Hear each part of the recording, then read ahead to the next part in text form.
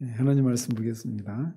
하나님 말씀 로마서 8장 24절 25절 2절 보겠습니다. 로마서 8장 24절 25절 2절 같이 읽겠습니다.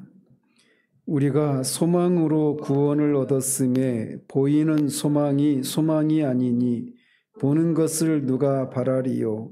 만일 우리가 보지 못하는 것을 바라면 참음으로 기다릴지니라.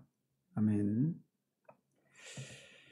지난주까지 신자에게 장차 임하게 될 영광에 대해서, 그리고 그 영광을 바라는 신자들이 이 땅에서 그 영광을 미리 맛보았기 때문에 속으로 탄식하는 삶을 살게 된다는 것에 대해서 살펴보았습니다.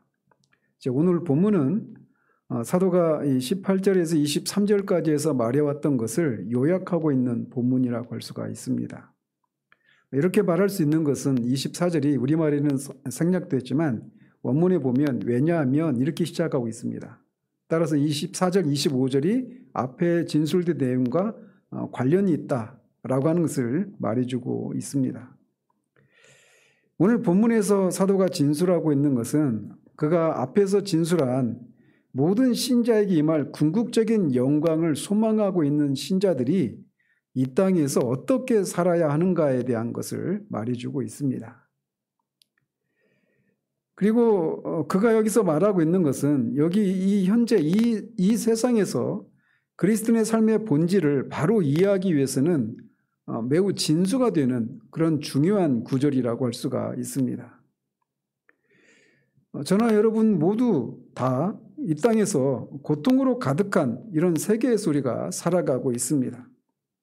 그 고통이 직접적으로 우리 자신에게 일어나거나 혹은 다른 사람에게 일어나는 것을 지켜보면서 우리는 종종 이런 어떤 마음의 어려움을 겪기도 합니다.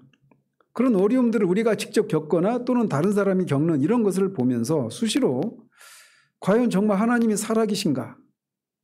또 하나님이 살아계시다라면 성경을 통해서 계시해 주신 대로 하나님은 정말 선하시고 사랑이 많으신 분이신가? 만약에 하나님이 그렇게 선하시고 사랑이 많으신 분이시라면 왜 우리에게 또는 이 세상에서 이런저런 고통스러운 일이 일어나도록 내버려 두시는가? 또는 허용하시는가? 이런 질문들을 가지게 됩니다. 그런 질문에 대한 우리가 답을 가지지 못하면 우리가 마음에 굉장히 혼란을 겪고 어려움을 겪기도 한단 말이죠. 그런데 이런 질문들에 대한 대답을 발견할 수 있는 유일한 길이 있다라면 사도가 여기서 말하고 있는 이 가르침을 바르게 이해하는 것에서 얻을 수가 있는 겁니다. 사도는 앞에 23절에서 그뿐 아니라 또한 우리 곧 성령의 처음 익은 열매를 받은 우리까지도 속으로 탄식하여 양자될 것, 곧 우리 몸의 속량을 기다린다라고 말하고 있습니다. 바로 여기서 사도가 여기서 말하고 있는 이 가르침만이 우리로 하여금 그리스도인이 신자가 죄와 고통으로 가득한 이 시간 세계를 살아가는 동안 속으로 우리가 탄식해야만 하는 이유를 이해하게 해줍니다. 그런 의미에서 이 세상에서 일어나는 이런 이 세계의 역사를 진정으로 이해할 수 있고 이해해야 하는 사람이 있다라면 바로 저와 여러분, 우리 그리스도인들 뿐입니다. 어떤 사람도 이 세상에서 일어나는 일들의 그 궁극적인 원인을 알지 못해요. 따라서 우리는 이 세상의 역사를 진정으로 이해할 수 있는 사람이고 또 이해해야 하는 유일한 사람들로서 우리가 이 세상에서 일어나는 일 때문에 앞에서 말씀드린 것처럼 왜 이런 일이 일어나는가라고 하는 이런 질문으로 인해서 우리 마음속에 혼란을 겪어서는 안 되는 겁니다. 만약에 우리 자신이 또는 우리 밖에서 일어나고 있는 이런저런 어떤 고통스러운 상황을 인해서 우리가 혼란을 겪고 있다면 그것은 우리도 모르게 이 세상이 가지고 있는 어떤 낙관주의적인 그런 생각을 우리가 가지고 있기 때문이다라고 말씀드릴 수 있습니다. 우리는 세상이 믿는 그런 낙관주의적인 가르침을 믿어서는 안 되는 사람들입니다. 오히려 이 세상에서 벌어지고 있는 이런저런 각종 고난과 그로 인한 혼란과 슬픔과 고통, 이런 것들은 성경이, 사도가 지금 말해주고 있는 것들을 확증해주고 있는 것에 불과하다라고 말할 수가 있어요.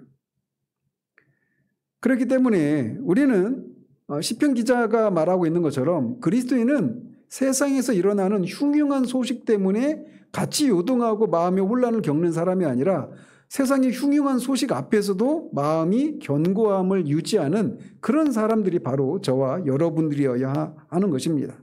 그런데 바로 그렇게 되기 위해서 필요한 것이 있다라면 바로 이 본문에서 사도가 가르치고 있는 이 비밀을 알 때, 이 원리를 알 때 그것이 가능하다라는 것입니다.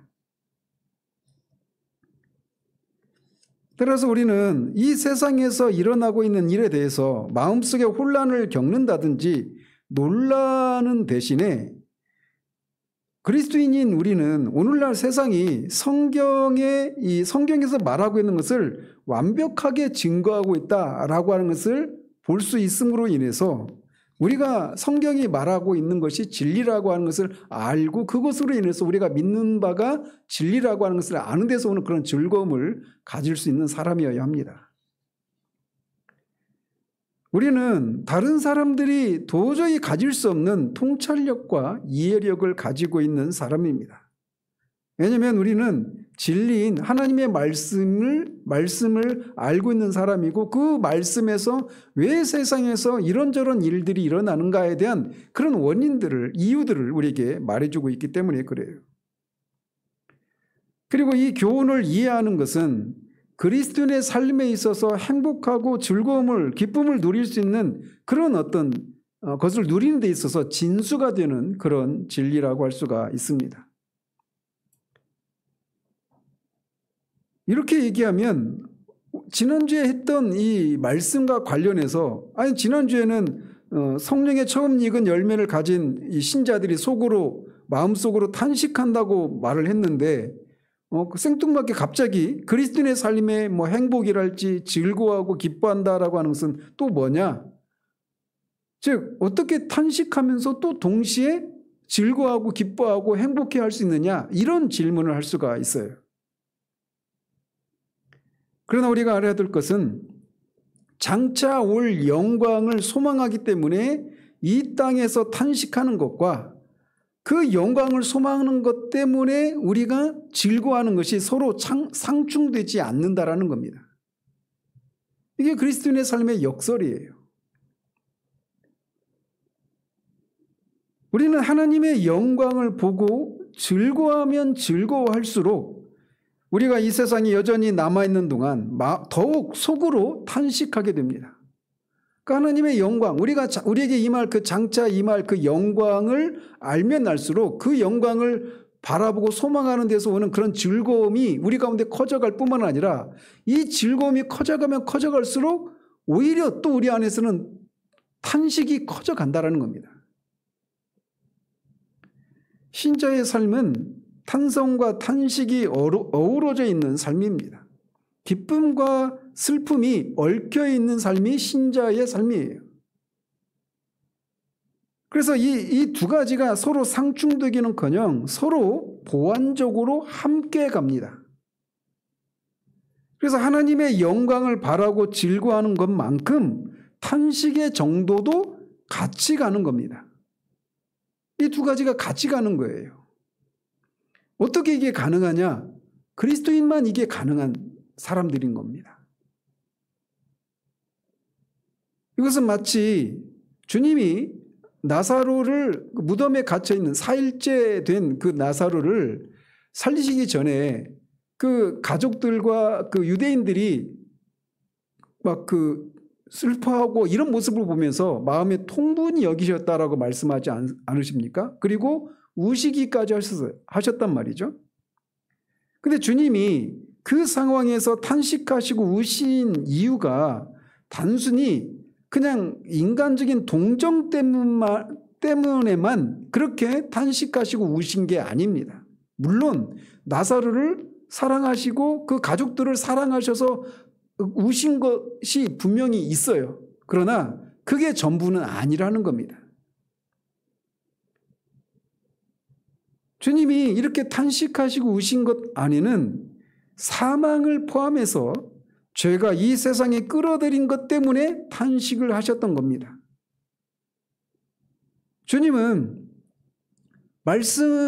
주님이 요한복음에서 말하고 있는 것처럼 태초부터 하나님과 함께 계셨던 말씀이신 주님으로 말미암지 않고 창조된 것은 아무것도 없다고 말하고 있지 않습니까? 그래서 주님은 창조 때 이 영광이 무엇인가를 아셨던 분이시고 뿐만 아니라 하나님이 그렇게 천지를 창조하셨을 때 계획하셨던 의도하셨던 것이 무엇인가를 아시는 분이십니다. 그래서 그 영광이 무엇인가를 아시는 분이에요. 그런데 인간의 타락으로 인해서 지금 죽은 그 사람들, 죄로 인해서 죽게 돼 있는, 죽을 수밖에 없는, 인간의 타락으로 인해서 죽을 수밖에 없는 이 현실을 인해서 탄식하고 계신 거예요. 그러니까 영광을 알았기 때문에 그 영광에서 떨어져서 죄로 인한 이런 비참함과 고통을 겪고 있는 것 때문에 탄식하는 거란 말이에요. 그래서 영광을 보고 즐거워하는 것과 탄식하는 것은 같이 가는 것이다라는 것을 이 주님의 사례에서도 우리가 볼 수 있단 말이죠. 그렇기 때문에 이 세상에서 일어나는 혹은 우리 개인에게 일어나는 고통스러운 상황을 인해 탄식하면서도 또 장차 우리에게 임할 영광을 인해서는 즐거워할 수 있는 겁니다. 그렇기 때문에 사도가 빌립보서에서 주 안에서 항상 기뻐하라, 내가 다시 말하노니 기뻐하라고 말하는 이 권면이 가능한 것입니다. 사도 자신이 먼저 지금 감옥에 갇혀서 언제 죽을지 모르는 그런 비참한 상황 가운데 있지 않습니까? 그런데 그 속에서도 기뻐할 수 있는 거예요. 그리고 그것이 가능한 것은 누차 말씀드리지만 로마서에서 말하고 있는 이 가르침을 이해하게 될 때 이것이 가능하게 되는 겁니다.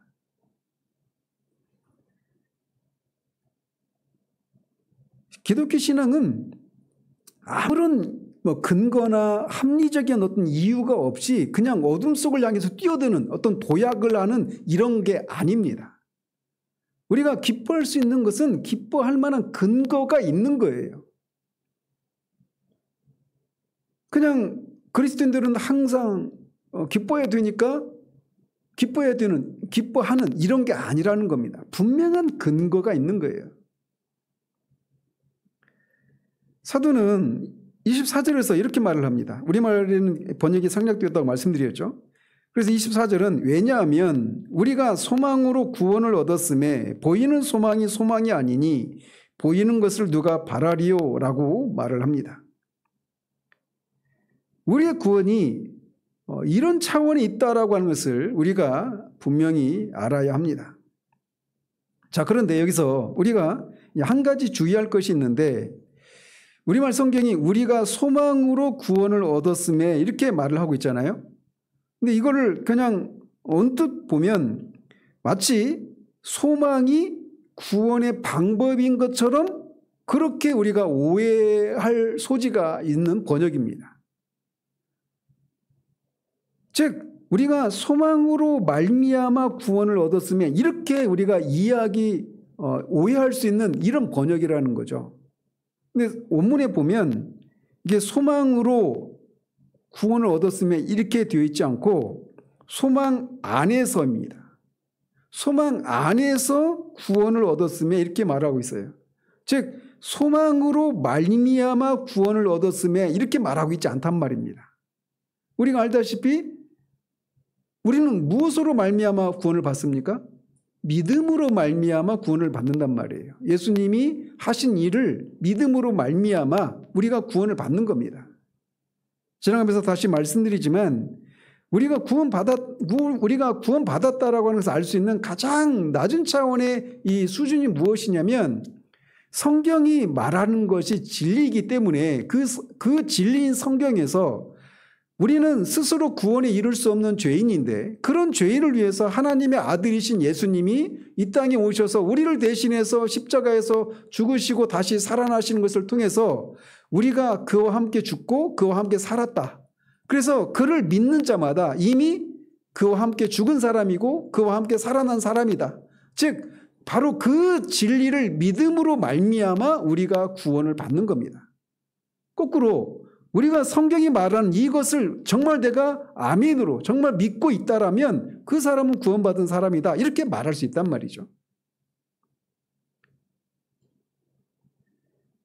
어쨌든 여기서 말하는 소망으로 구원을 얻었음에라고 할 때 이게 소망으로 말미암아 구원을 받았다 이런 개념이 아니라고 하는 것을 우리가 먼저 붙들어야 합니다. 자, 그렇다면 사도가 소망 안에서 구원을 받았다라고 할 때 그건 뭘 의미할까요? 먼저 여기서 소망이라고 하는 단어, 이게 엘피다라고 하는 헬라어 단어인데 소망이라고 하는 용어는 사도에 의해서 또는 다른 성경 여러 곳에서 다양한 다른 의미로도 여러 가지 다른 의미로 사용이 됩니다. 먼저 이 소망이라고 하는 단어가 우리가 고린도전서 13장에서 믿음, 소망, 사랑 이런 용어 있죠. 믿음, 소망, 사랑 이것은 항상 있으되 그 중에 제일은 사랑이라 이렇게 말을 하잖아요. 그 표현에서처럼 여기서 말하는 소망을 믿음이나 사랑과 같은 어떤 영적인 은사로 소망이라고 하는 단어가 그렇게 쓰여지는 경우가 있습니다. 이를테면 24절 그 후반에 보면 보이는 것을 뭐라고 말합니까? 보이는 소망이 소망이 아니니라고 할 때 그 보이는 소망이 소망이 아니니 할 때 이 소망, 이 뒷부분에 있는 소망은 그걸 말합니다. 영적인 은사로서의 소망을 말하고 있어요. 그런데 여기서 소망으로 구원을 얻었다라고 말할 때 거기서 말하는 소망은 그런 믿음이나 사랑과 같은 영적인 은사로서의 소망을 의미하지 않습니다. 만약 그렇다면 아까 말씀드린 것처럼 우리가 믿음으로 구원을 받은 것이 아니라 소망으로 구원을 받은 것이다. 이렇게 말을 하는 것이기 때문에 여기서 소망으로 구원을 얻었다라고 할 때 그 소망은 믿음이나 사랑과 같은 영적인 은사로서의 소망을 의미하지 않아요. 무슨 말씀인지 아시겠죠? 그렇지만 24절 뒤에 있는 보이는 소망이 아니오라고 할 때는 영적인 은사로서의 소망을 의미합니다. 그러나 앞에 있는 소망은 영적인 은사로서의 믿음이나 사랑과 같은 영적인 은사로서의 소망을 의미하지 않아요. 자, 그렇다면 앞에 있는 소망으로 구원받았다고 할 때 소망은 뭘 의미할까요? 그것은 소망한 것 그 자체를 언급하기보다는 소망하여 바라고 있는 것을 가리킵니다. 즉 사도는 우리는 소망의 영역 안에서 구원을 얻었다. 소망의 체제 또는 우리가 기대 속에서 구원을 받았다. 우리가 구원을 받아 기대하고 있다. 이런 의미로 소망으로 구원을 받았다. 이렇게 말을 하고 있는 거예요. 무슨 말씀이냐? 우리는 다 뭘로 구원을 받아요? 믿음으로 구원을 받죠. 그래서 성도는 믿음으로 이미 구원을 얻은 사람들이지만 이 구원은 장차 미래에 이루어질 사실에 대해서 소망을 기대함으로써 이 굳건히 유지되고 계속해서 견고해지는 겁니다. 그러니까 믿음으로 우리는 구원 받았죠. 근데 구원 받은 것을 우리가 소망하는 거예요. 그래서 소망하는 것을 통해서 소망한다라고 하는 것은 앞으로 우리에게 이루어질 것을 장차 내다보면서 막 기다리고 갈망하고 이런 의미가 있잖아요. 그래서 소망으로 구원받는다라고 할 때는 이게 그런 의미로 말을 하고 있는 것이라는 겁니다. 뉘앙스의 차이를 아시겠죠? 그래서 눈에 보이지 않는 믿음을 통해 구원받은 신자는 역시 눈에 보이지 않는 소망을 놓지 않음으로써 그 믿음 안에서 견고히 성장해 가는 겁니다. 사도 바울은 이런 사실을 그러니까 효과적으로 전달하기 위해서 구원받았다라고 하는 과거 시제와 미래를 기다리는 소망이라고 하는 단어를 서로 묶어서 우리의 구원을 묘사하고 있는 거예요. 다시 말씀드리면 성도는 믿음으로 구원받은 사람들입니다. 그런데 이 구원받은 이것이 소망으로 점점 견고해져 가는 이런 삶을 사는 사람들이 신자다, 이렇게 말을 하고 있는 거란 말이죠. 자, 그래서 사도가 여기서 우리의 구원과 관련해서 미래의 것을 내다보는 소망이라고 하는 단어와 구원받았다는 과거 시제를 사용하고 있는 것에서 우리가 오늘 저녁에 이제 살펴볼 것은 우리의 구원과 관련해서 시제와 관련해서 바른 이해가 필요하다고 하는 것을 살펴보려고 합니다. 우리는 종종 우리의 구원과 관련해서 특별히 시제와 관련해서 바르게 이해하지 못하기 때문에 여러 가지 혼란을 겪곤 합니다. 성경은 구원에 대해서 말할 때 구원이 과거에 속한 것이기도 하고 현재의 것이기도 하고 미래에도 속한 것으로 그렇게 표현을 합니다. 실제로 우리 구원은 과거, 현재, 미래 이 세 가지 시제와 다 관련이 있단 말이에요. 그런데 이것을 바르게 이해하지 못하는 데서 오는 혼란을 겪어요. 즉 아직 장차 미래에 이루어질 것이 우리 가운데 이루어지지 않은 것 때문에 나는 구원받지 못했어, 이렇게 혼동을 겪는다든지, 이미 구원받은 것만 강조하면서 구원에 있어서 현재와 관련된 것들 또 장차 이루어질 미래의 것이 있다라고 하는 것을 놓치는 그런 우를 범하기도 한단 말이죠. 그래서 구원과 관련해서 성경에서 말하는 세 가지 시점이 있다라고 하는 것을 바르게 이해하는 것이 매우 중요합니다. 첫 번째로 우리를 구원을 과거의 관점에서 보면 이렇습니다. 그래서 우리는 구원받았다, 이렇게 말할 수 있어요. 그리스도인은 나는 구원받았다라고 말할 수 있는 사람입니다. 그래서 그에게 일어난 어떤 일을 되돌아볼 수 있는 사람이에요.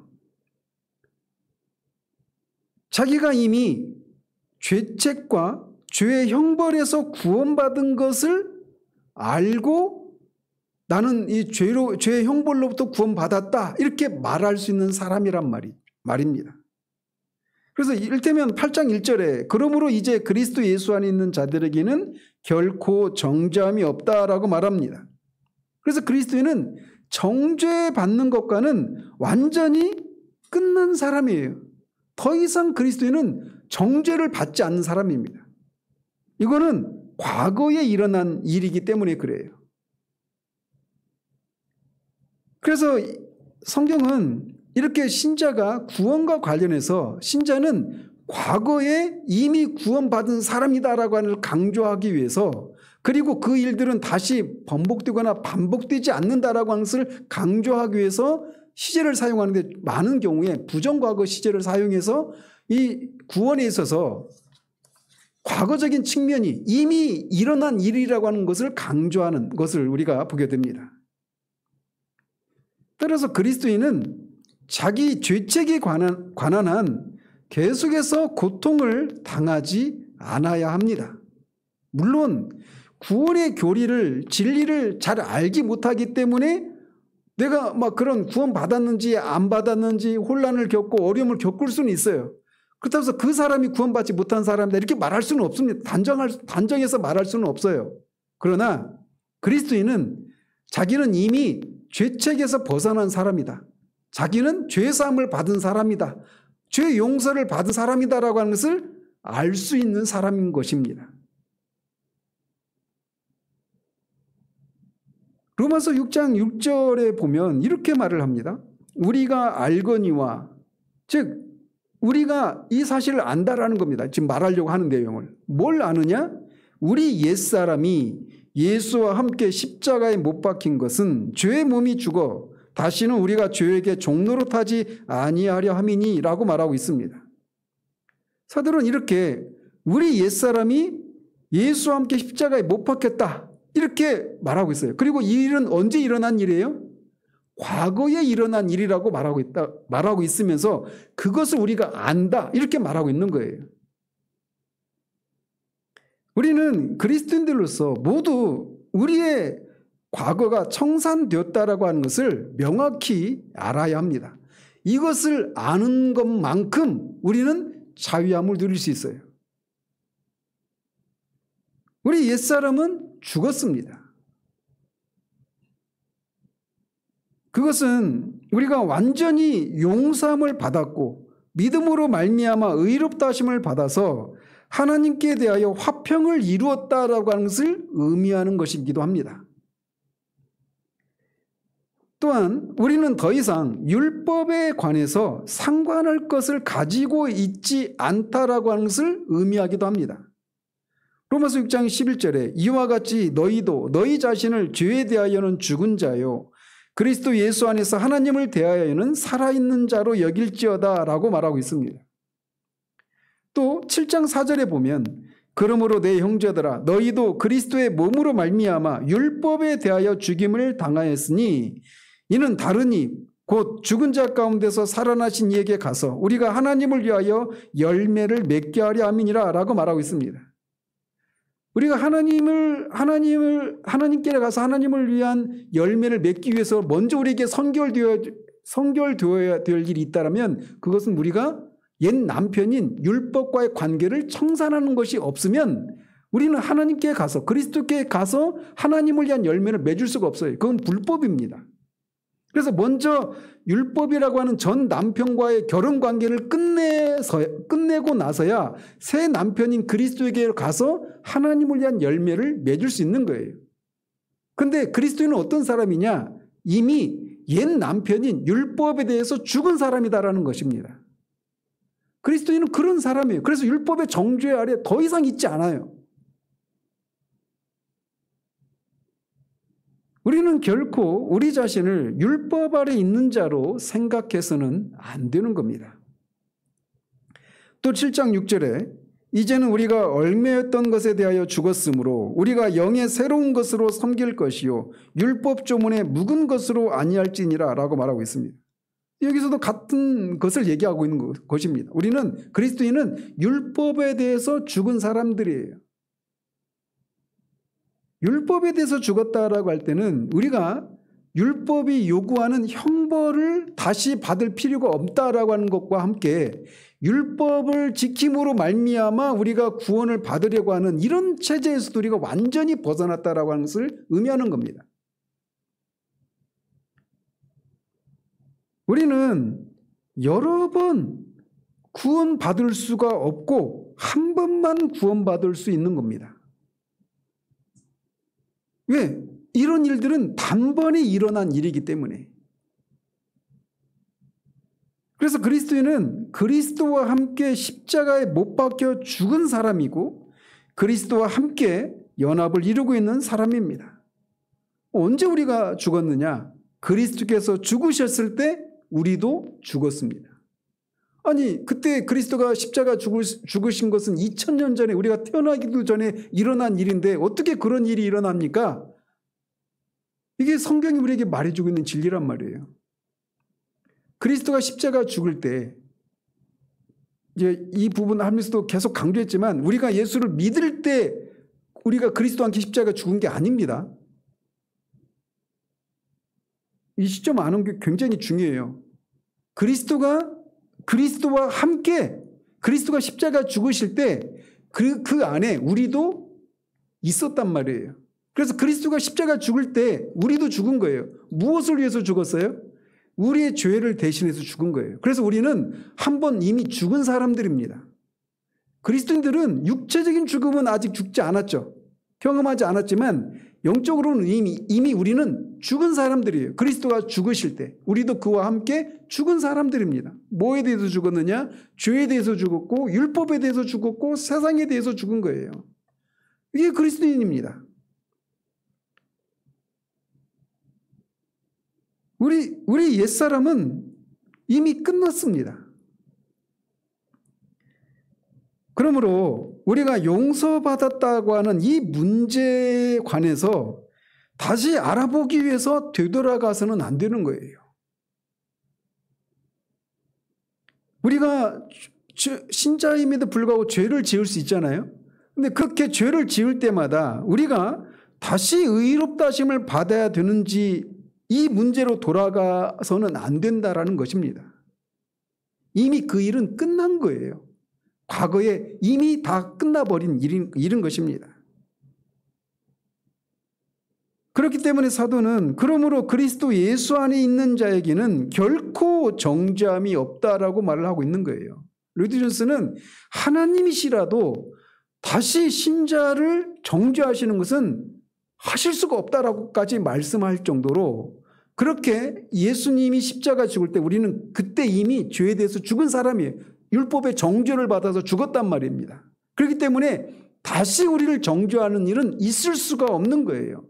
이미 그것은 끝나버렸기 때문에. 우리는 더 이상 하나님의 진노 아래 있지 않습니다. 우리가 죄를 지을 때라도 우리는 반드시 우리가 하나님의 진노 아래로 다시 들어간다라고 하는 그런 느낌을 가져서는 안 되는 거예요. 마귀는 그럴 때마다 온 힘을 다해서 우리가 그렇게 느끼도록 막 노력을 하죠. 그러나 우리는 마귀가 우리를 그렇게 하도록 내버려 둬서는 안 되는 겁니다. 그때 우리는 믿음을 발휘해야 되는 거예요. 마귀 네가 아무리 내가 죄를 짓고 그 죄를 지은 것 때문에 마치 내가 하나님의 진노 아래 다시 들어가 있는 것 같이 하나님이 막 벌을 내리시는 것 같은 이런 느낌을 받고 있지만 그거는 네가 나를 속이는 것이지 실제로 나는 이미 그리스도와 함께 십자가에 죽은 사람이고 십자가에서 예수님이 그 진노의 잔을 다 마실 때 하나님의 진노를 받을 때 나도 그 안에서 하나님의 진노를 다 받은 사람이다. 그렇기 때문에 나는 더 이상 하나님의 진노 아래 들어가는 일이란 있을 수가 없다.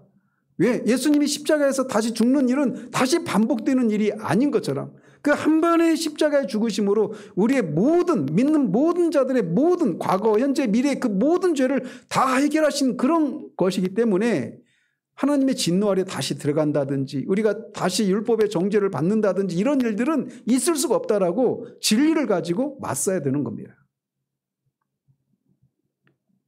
물론 우리는 죄를 지으면 우리가 하나님의 진노 아래 다시 들어가는 건 아닙니다. 그러나 그럼에도 불구하고 우리가 그 죄를 짓는 것은 어떤 의미가 있느냐면 사랑하시는 하나님 아버지의 마음을 상하게 하는 이런 의미가 있는 겁니다. 그래서 신자가 죄를 짓는 경우와 신자가 아닌 사람이 죄를 짓는 것은 이런 의미에서 다른 거예요. 이미 신자가 아닌 사람은 진노하시는 심판하시는 하나님을 향해서 짓는 죄를 지었다 이런 의미가 있다라면 신자가 짓는 죄는 이미 사랑하시는 하나님 아버지의 마음을 아프게 해드린 그분의 마음을 상하게 해드린 이런 의미를 갖고 있다는 것입니다. 얼마나 큰 차이가 있습니까? 신자에게는 결코 정죄함이 없습니다. 우리가 죄를 짓게 되면 우리는 사랑하는 아버지의 마음을 상하게 했고 상심시키는 것입니다. 그런 의미가 있는 거예요. 그럴 때 우리는 어떻게 해야 됩니까? 그럴 때 우리는 탕자가 했던 것처럼 아버지에게로 다시 돌아가고 우리의 죄를 고하면 하나님은 미쁘셔서 우리의 죄를 다시 사해 주십니다. 이것이 구원의 과거적인 국면과 관련된 일이에요. 그래서 그리스도인은 이미 구원받은 사람이에요. 구원받았다 이렇게 말할 수 있어요. 죄책으로부터 하나님의 진노로부터 정죄로부터 우리가 영원토록 구원받았다 이렇게 말할 수 있는 겁니다. 과거는 절대적으로 끝난 것이고 이미 다 청산된 것입니다. 그래서 어떤 것도 다시 이 옛날에 이미 청산한 다 계산이 끝나버린 이 청구서를 가지고 와가지고 아직 뭔가 남아있다고 하면서 우리가 그것을 갚아야 된다고 요구할 수 있는 것이 아무것도 없어요. 그러나 우리는 다음에 그 현재 시제, 구원과 관련해서 현재 시제도 관련되어 있다라고 하는 것을 주목해야 합니다. 구원이라고 하는 것은 이미 신자는 이미 구원받은 사람들이지만 또 동시에 구원을 이루어가는 사람이기도 하는 겁니다. 우리는 죄의 권세로부터 구원받고 있어요. 죄의 세력으로부터 우리는 구원받고 있는 사람들이다, 이렇게 말할 수가 있습니다. 또는 또 죄의 오염에서 우리가 구원받을 수 있다, 이렇게 말할 수 있어요.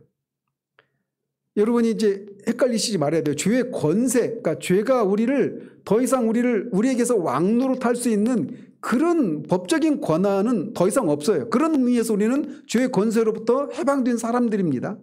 그러나 여전히 죄가 우리에게서 그 왕노릇하려고 하는 이런 일은 여전히 하고 있잖아요. 그런 의미에서 우리는 죄의 권세로부터 구원받고 있다, 이렇게 말할 수 있단 말이죠. 뿐만 아니라 죄의 오염으로부터 우리가 구원받고 있다, 이렇게 말할 수도 있습니다. 그래서 이런 것과 관련해서 우리가 이미 구원받았다, 이렇게 말할 수가 없단 말이에요.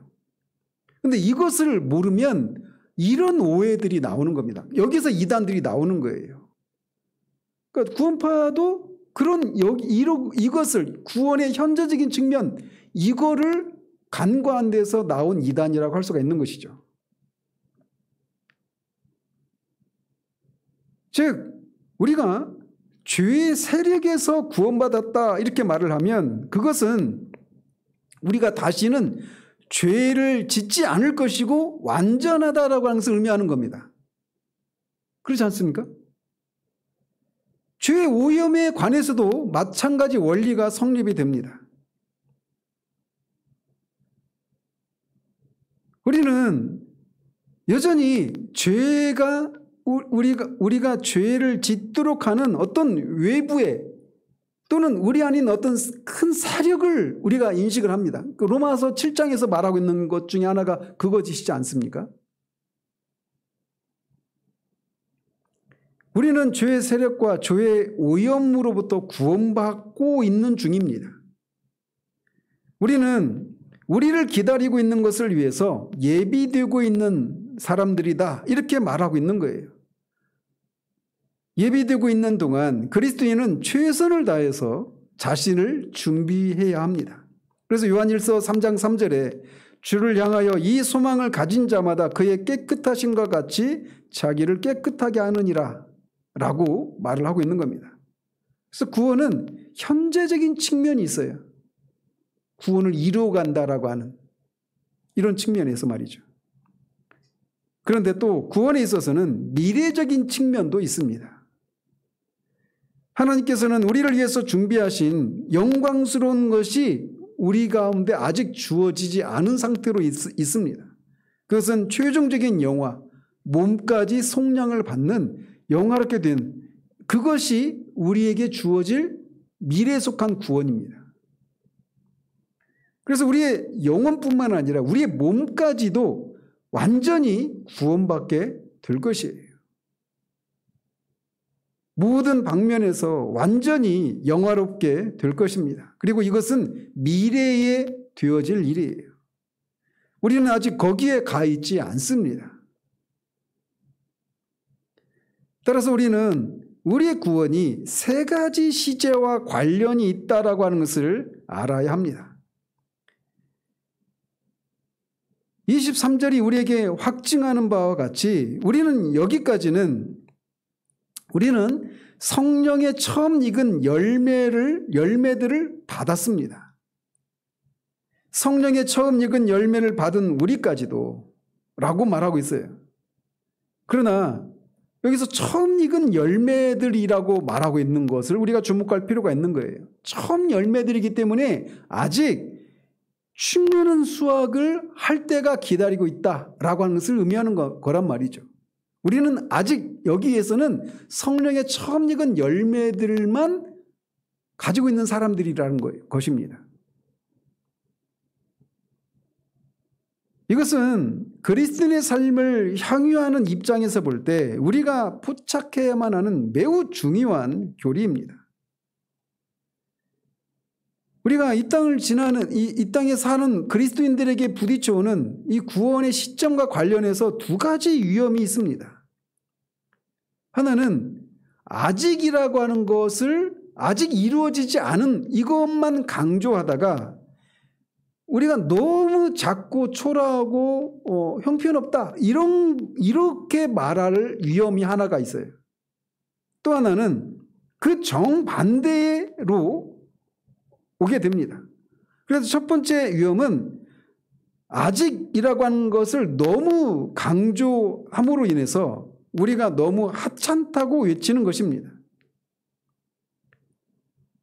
즉 그래서 내 자신을 보면 날마다 이렇게 실패하고 막 그런 그 연약함 가운데 있고 거룩함도 이루어지지 않고 막 내가 정말 구원받은 사람인가 싶을 정도로 그렇게 막 퇴보하는 듯한 그런 모습을 보일 때가 있는데 이런 내가 구원받았다 이렇게 말할 수가 없다 이렇게 말하는 사람들이 있습니다.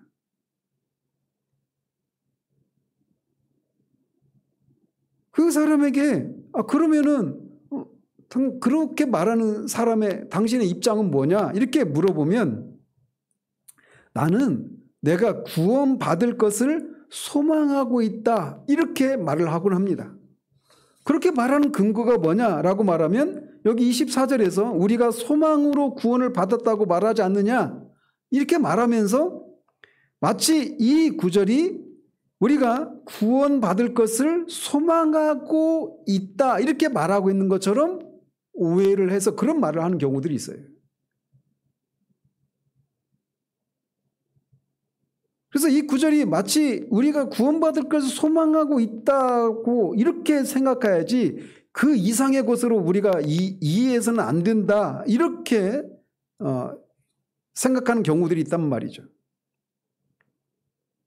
그래서 구원을 받았으되 다만 소망 안에서이다 이런 식으로 오해를 할 수가 있단 말이에요. 그래서 잘못된 번역본 같은 경우에는 그런 식으로 사람들이 오해를 하도록 번역을 하는 경우들이 있어요. 그러나 그리스도인들 가운데 놀랍게도 이런 입장을 취하는 사람들이 많아요. 그러니까 구원 받았느냐라고 물어보면 구원 받았다 이렇게 말할 수 있는 사람들이어야 하는데 그렇게 말하기보다는 내가 구원 받기를 소망한다 이런 식으로 그런 식으로 얘기하는 경우들이 있단 말이에요. 그렇게 말하는 근거가 뭐냐 하면 로마서 8장 24절에서 그렇게 말하고 있지 않느냐 이렇게까지 뭐 성경 구절을 들이대면서 말을 하지는 않지만 그냥 그렇게 생각하는 경우들이 있단 말이에요. 그래서 그들은 나는 어느 날 구원받게 될 것이라고 소원하고 있다, 소망하고 있다 이런 식으로 얘기합니다. 근데 여기서 이 소망이라고 하는 말이 의미하는 것을 전적으로 오해하고 있기 때문에 그런 생각을 하는 것입니다. 사도가 구원 얻었다라고 할 때 그 시제가 과거 시제예요. 그러니까 구원받기를 소망하고 있다, 미래에 일어날 것을 소망하고 있다 이런 의미로 말하고 있는 게 아니란 말입니다. 소망 안에서 이미 구원받았다 이렇게 과거 시제를 사용하고 있단 말이에요. 그것은 이미 일어난 일입니다. 그럼에도 불구하고 많은 사람들이 나는 구원받았다라고 말하는 어떤 그런 사람들이 있는데 나는 내 자신의 그런 부족함을 잘 알고 있기 때문에 나는 감히 그렇게 말할 수가 없습니다 이렇게 말을 해요. 마치 그것이 자신이 겸손한 사람인 것처럼 생각하면서 그렇게 말을 하는 경우들도 있습니다. 그러나 그것은 그 사람이 겸손해서 그런 말을 하는 것이 아니라 진리를 알지 못하기 때문에 말을 하는 것이에요. 그리스도인은 자신이 구원받은 사람이라고 하는 것을 확신할 것을 성경이 우리에게 말해주고 있어요. 이 로마서 8장의 전체 주제가 뭐라고 있습니까? 신자들로 하여금 자신이 구원받은 사람이라고 하는 것을 확신할 수 있도록 하기 위한 장이 8장이란 말이에요. 구원의 확신을 가지고 있지 못하다고 해서 그 사람이 구원받지 못한 사람이다 이렇게 단정적으로 말할 수는 없지만 성경은 우리로 하여금 우리가 이미 구원받은 사람이다라고 하는 것을 확신할 수 있도록 우리에게 권면하고 있어요.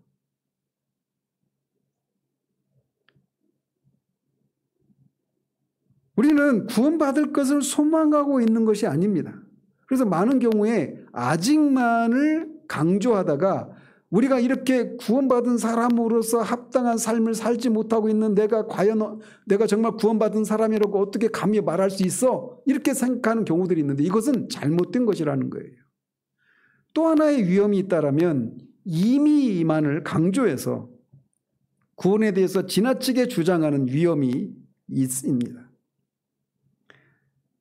그 사람들은 이미 자신들은 모든 것을 가졌다고 말을 하는 사람들이에요. 자기들은 이 세상에서 충만한 구원을 가졌다고 말을 합니다. 자기들의 영에 대해서 자신은 완전한 구원을 받았다 이렇게 말을 하는 사람이 있어요. 심지어는 어떤 사람들은 자기들의 몸에 대해서까지도 자기는 구원받았다 이렇게 말을 하는 사람들도 있습니다. 아니 누가 그런 말까지 합니까? 이렇게 말할 수 있는데 어떤 의미에서 그러느냐면 이런 사람들이 있습니다. 그러니까 예수님이 십자가에서 죽으신 것이 그가 채찍에 맞음으로 우리가 나음을 입었다 이렇게 말을 하면서 그리스도의 속죄에는 우리의 죄 용서만이 아니라 우리의 질병과 관련된 이런 것으로부터도 우리가 구원받았다 이렇게 주장하는 사람들이 있어요. 그래서 그리스도인들은 절대로 아프거나 뭐 이래서는 안 된다 이렇게 가르치는 사람들이 있습니다. 실제로 제가 말씀드렸죠. 예전에 청년부 회장할 때 한 지체 자매의 어머님이 병원에 이제 암으로 입원하셔서 신방을 갔었는데 안 믿는 어머님이 있어요. 그래가지고 막 이제 복음을 전하고 예수 믿으라고 막 복음을 증거하고 있는데 옆에 침상에 누워있던 할머니가 예수 믿으라고 그러면 안 아프다고. 자기는 아파서 지금 병원에 누워있는데도 예수 믿으면 안 아프다고. 그러니까 그렇게 암과 같은 심한 병은 안 걸린다는 취지로 그렇게 말을 했겠죠. 이게 속죄 안에는 우리가 이렇게 질병으로부터도 구원을 받은 것이 포함된다 이렇게 생각하는 경우들이 있어요. 그래서 마치 막 요한복음 5장에 있는 것처럼 네가 더 큰 죄를 지어서 더 큰 것이 생기지 않도록 하라고 하는 이 말씀과 연결시켜서 내가 병에 걸리면 어떤 죄 때문에 병에 걸린 것이다 이렇게 생각하는 그런 사람들이 바로 그런 것을 주장하는 사람이라고 할 수가 있습니다. 또 이제 완전주의 성화를 가르치는 사람들은 제2의 축복이라고 하는 어떤 체험을 통해서 자기가 완전히 주님을 사랑하고 세상을 떠나는 그런 어떤 성화를 이룬 사람들이 이렇게 말을 하는 경우도 임의를 너무 강조하다가 그런 생각을 하는 부류라고 할 수가 있습니다. 그러나 이런 것에 대해서 사도는 23절에서 이렇게 말을 해요. 그뿐 아니라 또한 우리 곧 성령의 처음 익은 열매를 받은 우리까지도 속으로 탄식하여 양자될 것 곧 우리 몸의 속량을 기다린다라고 말하고 있습니다. 우리 몸은 아직 속량되지 않았어요. 따라서 속죄 안에는 몸의 구원이 포함되지 않습니다. 그건 성경에서 말하고 있는 것이 아니에요. 그렇기 때문에 사도는 이 소망이라고 하는 영역을 말하고 있는 겁니다. 아직 우리에게 일어나지 않은 그러나 우리에게 반드시 주어질 이것을 기다리는 거예요. 그래서 소망이라고 하는 영역과 이 용어를 사용해서 구원이라고 하는 개념을 설명하고 있는 겁니다. 소망의 영역 속에서 우리는 구원받았다라고 말하고 있는 겁니다. 그러므로 우리는 이제 우리가 주장해서는 안 되는 것을 알기 위해서 구원의 시제들을 분명히 하는 것은 매우 중요합니다. 그래서 우리는 이 소망이라고 하는 용어를 남용해서도 안 되고 너무 적게 주장해서도 안 됩니다. 그래서 아직 나한테 이루어지지 않은 것만 강조하면서 소망이라고 하는 것을 아예 뭉개버리는 무시하는 이렇게 해서도 안 되고 반대로 소망을 너무 지나치게 주장해서도 안 되는 겁니다. 그래서 마치 그냥 다 이루어져 버린 것처럼 그렇게 생각해서도 안 되는 거란 말이죠. 자, 그렇다면 사도가 여기서 말하고 있는 소망이라고 하는 말의 의미는 정확히 무엇을 가리킬까요? 이것은 단순히 그리스도인이 어떤 일을 바라거나 소원하거나 갈망하고 있는 사람이라고 하는 의미로 이 소망이라고 하는 용어를 사용하고 있는 것은 아닙니다. 어떤 의미에서 그러냐면 소망이라고 하는 것은 분명히 앞으로 이루어질 것을 우리가 내다보고 그것을 갈망하고 기다리고 하는 이런 요소가 분명히 있죠. 그죠? 보이는 것을 소망하는 것은 아니니까 말이야. 아직 보이지 않고 아직 이루어지지 않은 것을 우리가 희망하고 소망하는 거잖아요. 그런데 여기서 말하는 소망이라고 하는 개념이 굉장히 강한 그런 개념이라고 하는 것을 내포하고 있단 말입니다. 이를테면 데살로니가전서 5장 8절에서 우리는 낮에 속하였으니 정신을 차리고 믿음과 사랑의 호심경을 붙이고 구원의 소망의 투구를 쓰자라고 말하고 있습니다. 이 소망을 투구로 묘사하고 있습니다.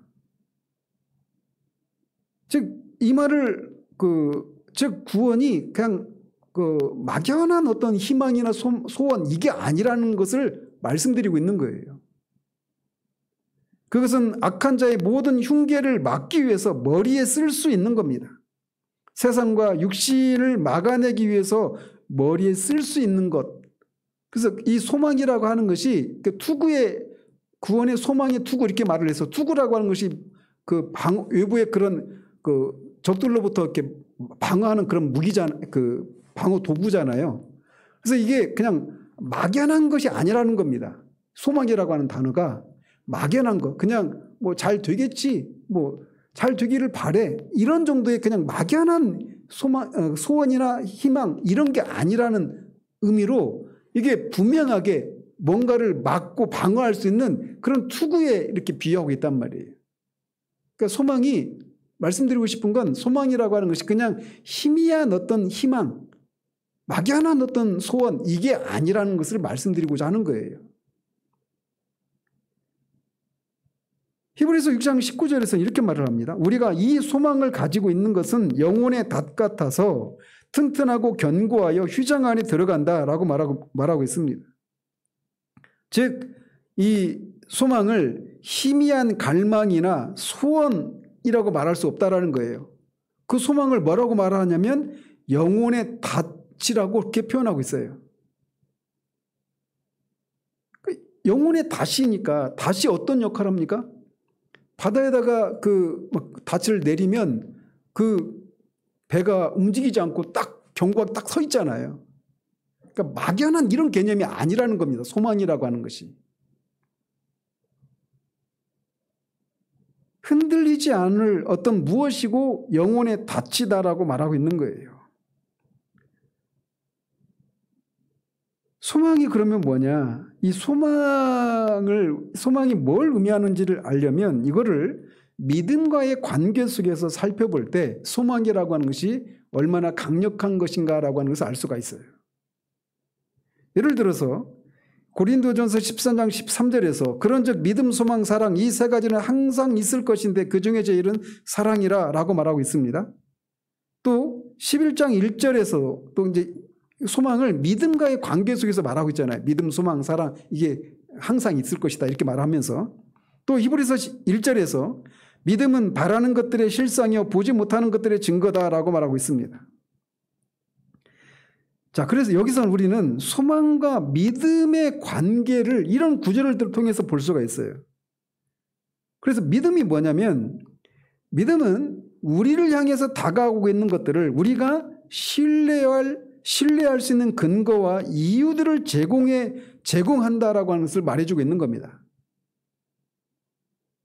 믿음은 우리에게 하나님께서 우리를 위해서 그리스도 예수 안에서 단번에 영원토록 하신 그 일들을 확신시켜주는 그런 역할을 하는 거예요.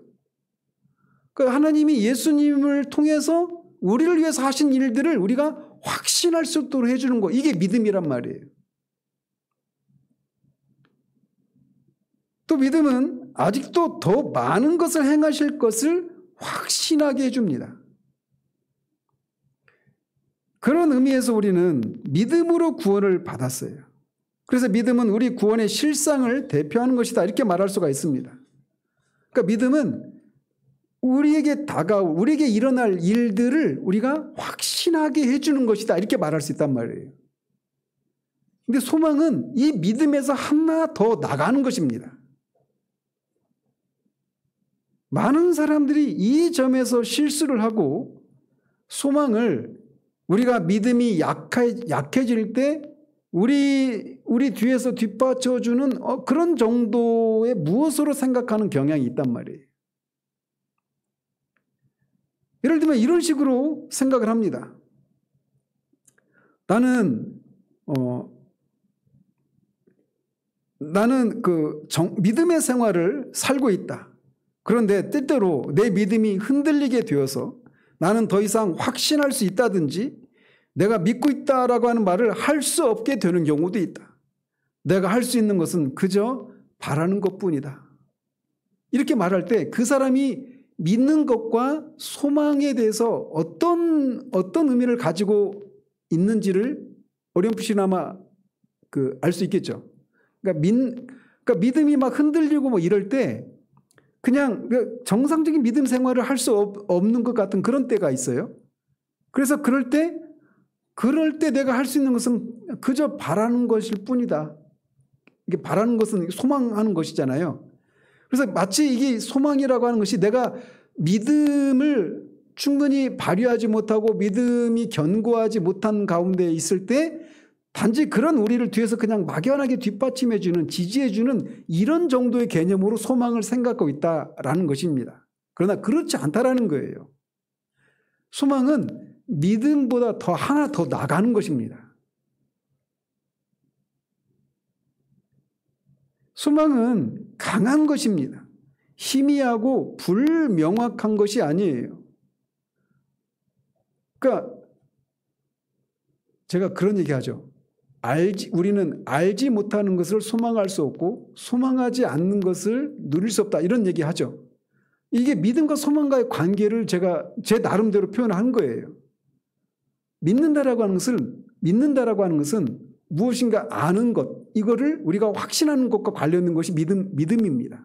그죠? 우리가 믿는다라고 하는 것은 우리가 하나님이 예수 그리스도를 통해서 우리를 위해서 하신 일들을 확신하는 거예요. 이게 믿음이잖아요. 근데 소망은 그것을 넘어서는 거예요. 그러니까 무엇인가를 소망하려면 그 믿는 것이 반드시 그 믿는 것에 대해서 확신이 없으면 소망할 수가 없는 거지 않습니까? 그런 의미에서 소망이 믿음보다 하나 더 나간 것이다. 이렇게 더 강한 것이다. 이렇게 말을 하는 거예요. 믿음이 흔들리고 막 있는 상황 가운데서 내가 정상적인 믿음 생활을 할 수 없을 것 같아. 이렇게 하면서 나는 그저 그냥 바랄 뿐이야. 이렇게 말할 수 있는 개념이 아니라는 겁니다. 소망은 우리가 믿어야 될 어떤 진리를 확신케 하는 그 믿음의 기반에서 그 믿음의 대상, 믿음의 내용을 우리가 확신하기 때문에 그것이 반드시 우리에게 주어질 것을 알기 때문에 확신하기 때문에 그것을 갈망하고 기다리는 거예요. 그래서 믿음보다 소망이 하나 더 나간 것이다. 이렇게 말씀드리는 겁니다. 제 식대로 표현해서 우리는 알지 못하는 것을 소망할 수 없고 소망하지 않는 것을 누릴 수 없다. 이렇게 표현하는 거예요.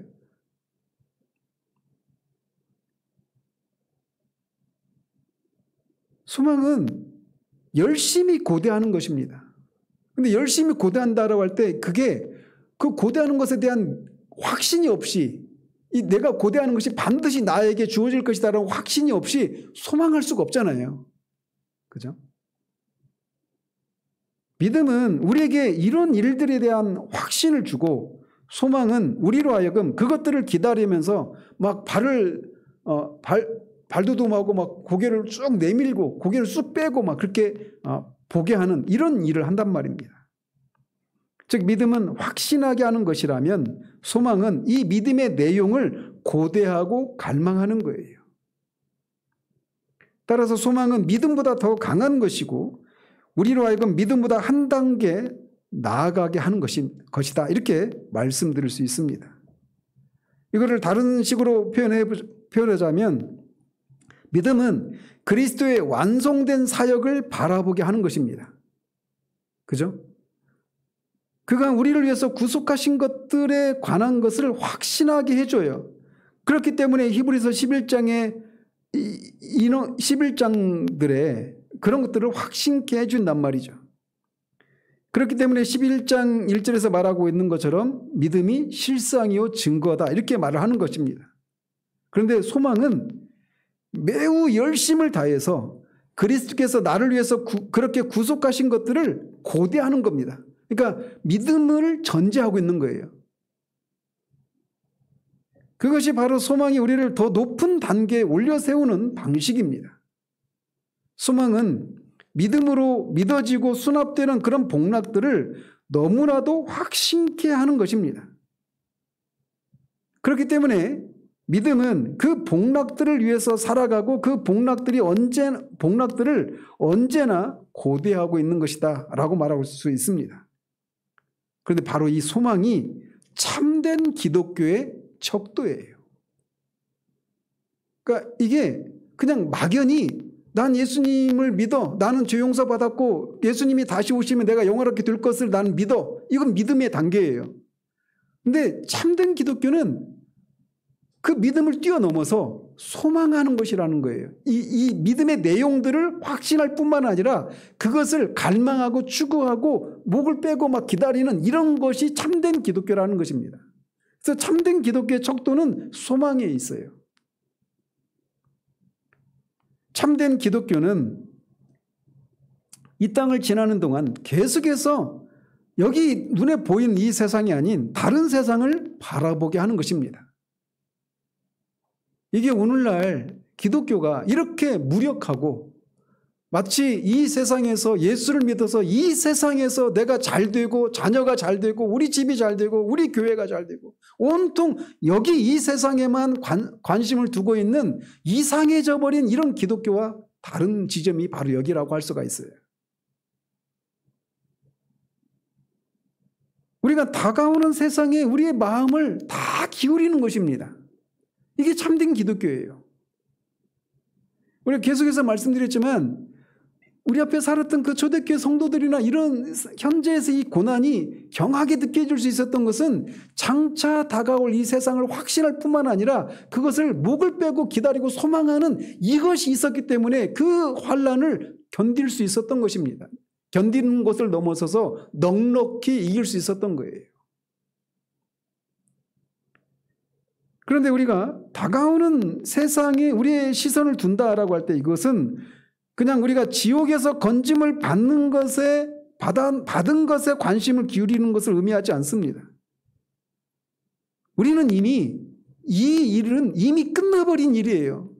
장차 다가올 세상을 내다본다라고 할 때 그것은 이 지옥의 형벌로부터 우리가 구원을 받았다. 여기에 우리의 관심을 일차적으로 두지 않는 것입니다. 이런 것들은 이미 과거에 끝나버린 것들이에요. 참된 기독교는 위의 것을 생각하고 땅의 것을 생각하지 않는 것입니다. 참된 기독교는 우리의 잠시 받는 환난에 경한 것이 지극히 크고 영원한 영광에 중한 것을 우리에게 이루게 함이니 우리의 돌아보는 것은 보이는 것이 아니요 보이지 않는 것이니 보이는 것은 잠깐이요 보이지 않는 것은 영원함이라 라고 말하고 있습니다. 그래서 여기서 우리는 소망 안에서 구원을 받았다고 말하는 것이 바로 이것을 의미하는 겁니다. 장차 우리에게 임할 이 세상을 우리가 이것이 반드시 우리에게 주어질 것이다라고 하는 확신한 것을 넘어서서 그것을 내다보고 갈망하고 추구하고 바라보는 이런 삶을 그런 의미에서 우리가 소망 안에서 구원을 받았다 이렇게 말을 하고 있는 거예요.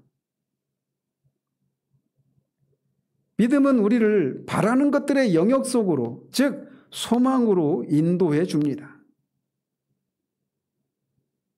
우리는 우리가 바라보는 것들이 처음 익은 열매를 가지고 있습니다. 그러나 우리는 아직도 그 실체를 다 가지고 있는 건 아니에요.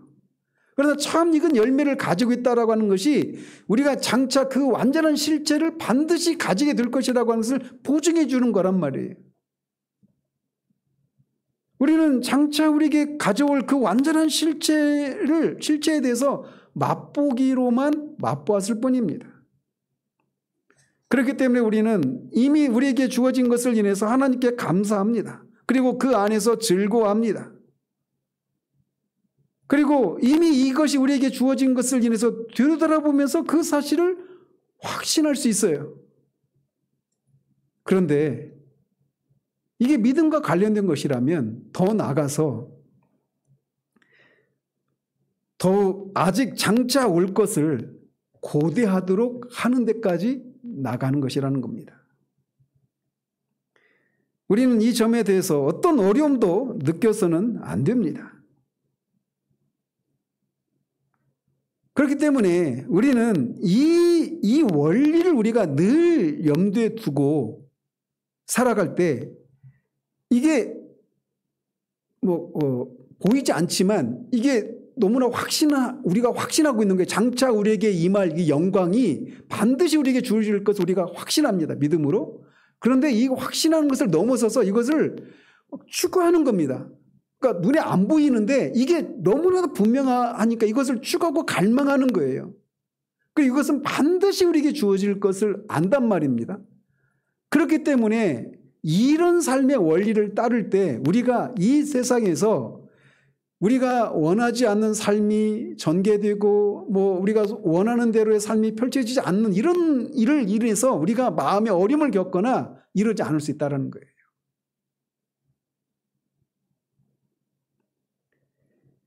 성경 어디에도 우리가 예수를 믿으면 이 세상에서 어떤 고난도 겪지 않고 만사가 형통할 것이다라고 이 시대의 이 번영신학이 대세를 이루고 있는 이 시대의 거짓된 선생들이 말하는 그런 것들을 약속하고 있지 않습니다.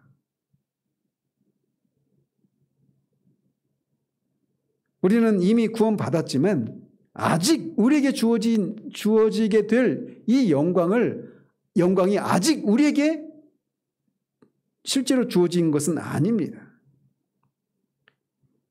우리가 이미 받은 것은 하나의 전체의 작은 분량에 지나지 않습니다. 맛보기에 불과한 거예요. 그렇기 때문에 우리가 소망 안에서 구원을 받았다라고 하는 것을 기억해야 한다라고 말을 하고 있는 겁니다. 그래서 이게 우리에게 장차 반드시 주어질 것을 알기 때문에 우리가 지금 여기에서 겪는 현재의 고난이 장차 주어질 것을 생각하면 아무것도 아니게 될 수 있다라고 말하고 있는 거예요. 그래서 앞에서 생각하건대 현재의 고난은 장차 우리에게 나타날 영광과 비교할 수 없도다라고 말할 수 있는 이 원리가 바로 여기 있다라는 겁니다. 우리는 이 사실을 늘 붙잡고 있어야 합니다. 특별히 어렵고 이 불확실한 시대에 살고 있는 이런 때에 더욱더 그러해야 합니다. 우리가 살고 있는 이 세상, 그리고 이 세상에서 우리가 어떤 어려움을 겪고 있는데 이 어려움들이 해결되기를 바라고 있는 이 세상은 우리가 살아야 될, 궁극적으로 살아야 될 우리의 세상이 아닙니다.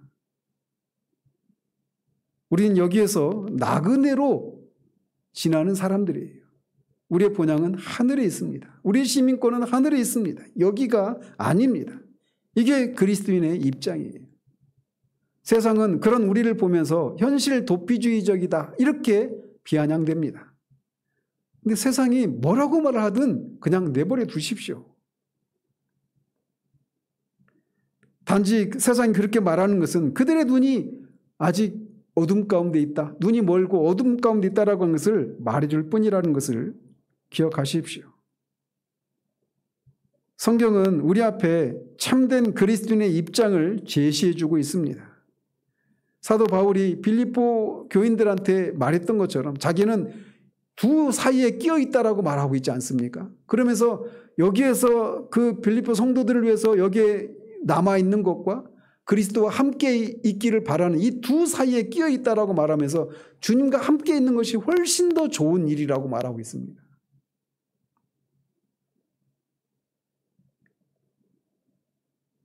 그의 나타나심의 이 복된 소망은 이 세상에 있는 그 어떤 것과도 비교할 수 있는 것이 없습니다. 우리는 소망의 영역 속에서 구원을 받은 사람들입니다. 그러니 우리가 이 소망과 관련해서 아직만을 강조하면서 우리 자신을 하찮게 여기지 마십시오.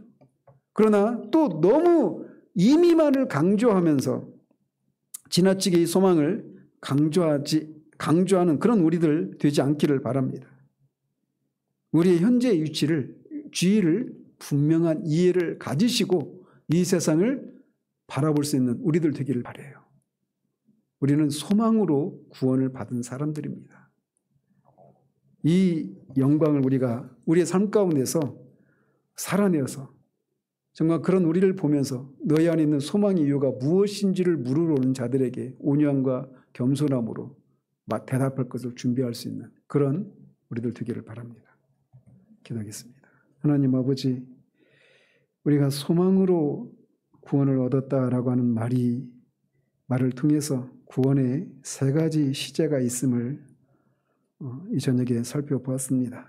우리는 이미 구원받았고 구원받고 있고 구원받을 것이라고 하는 이 각각의 내용이 무엇인가를 우리가 바르게 할 때 우리는 이 세상에서 정말 현재의 고난이 장차 우리가 누리게 될 그 영광에 비해서 경한 것으로 여겨지고 그래서 고난을 넉넉히 이기며 살아갈 수 있음을, 삶이 고단하고 여러 가지 고난이 우리 가운데 있는 속에서도 그 영광을 우리가 알기에 한쪽에서는 탄식하면서 또 한쪽에서는 말할 수 없는 즐거움으로 기뻐하고 소망하며 살아갈 수 있는 것이 바로 우리들임을 알고 그것을 실제로 살아내는 그런 우리들 되기를 소원합니다.